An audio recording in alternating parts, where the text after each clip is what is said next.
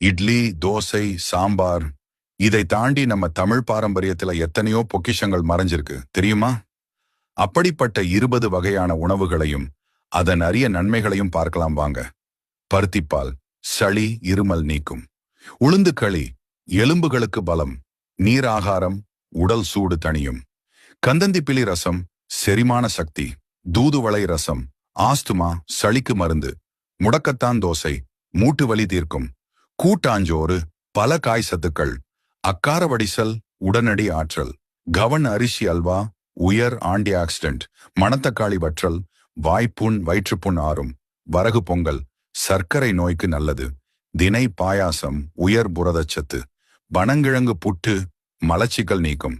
சுக்குமல்லி coffee தலைவலிக்கு நிவாரணம். இஞ்சி முரப்பா பசியை தூண்டும். ஆவாரம்பூட்டி சருமப் பொலிவு. திரட்டுப்பால் உடனடி புத்துணர்ச்சி. வல்லாரை துவையல் நினைவாற்றல் பெருகும். நார்த்தங்காய் சாதம் பித்தம் குறைக்கும். கேழ்வரகு கூழ் உடலுக்கு குளிர்ச்சி. இதுல எதை நீங்க சாப்பிட்டு இருக்கீங்க? கமெண்ட் பண்ணுங்க. பாரம்பரியத்தை மீட்டெடுப்போம்.